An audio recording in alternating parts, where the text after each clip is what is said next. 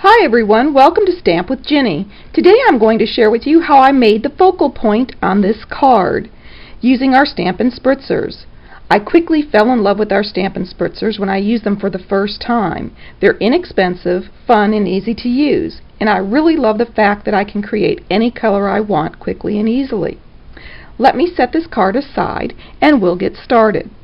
Okay, now we're ready to spritz. The first thing you're going to do is make sure your workspace is covered. As you can see from my paper, this can be kind of messy and you don't want it going places where it doesn't belong.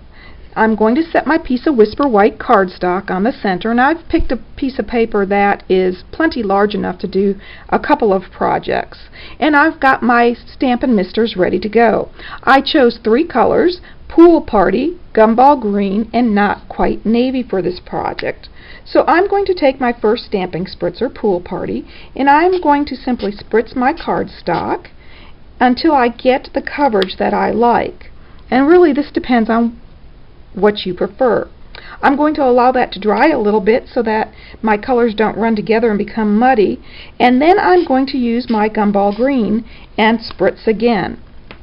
And finally, the last color is going to be Not Quite Navy, and I'm going to spray that quickly.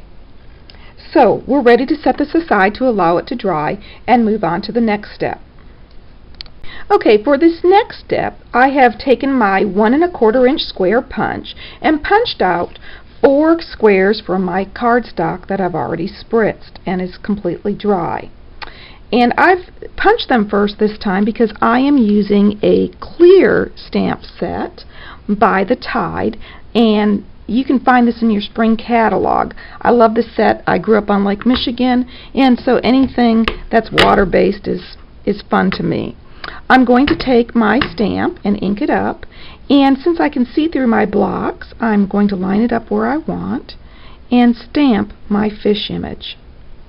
Okay, I've got all 4 images stamped, and I've mounted them onto a 1 3/8 inch square piece of Midnight Muse that I have distressed with our Stampin' Distress tool. And then I also cut out a piece of Cajun Craze in Midnight Muse to put those on. So I'm going to simply flip these over and add in a little adhesive to the back. I like to use the multi-purpose Tombow simply because it gives me a little bit of time to move things once I get them onto the square. So let me show you how I did that. I lined it up on my grid paper so that I knew what I was looking at, and I started in the corner and added my first square. And remember, I told you I'm using that multi-purpose glue so that I can move these around a little bit once I get them placed until I'm happy with the location. So I've got my first 2 squares, and then I'm going to go back and do the other 2 corners of that square in order to complete it.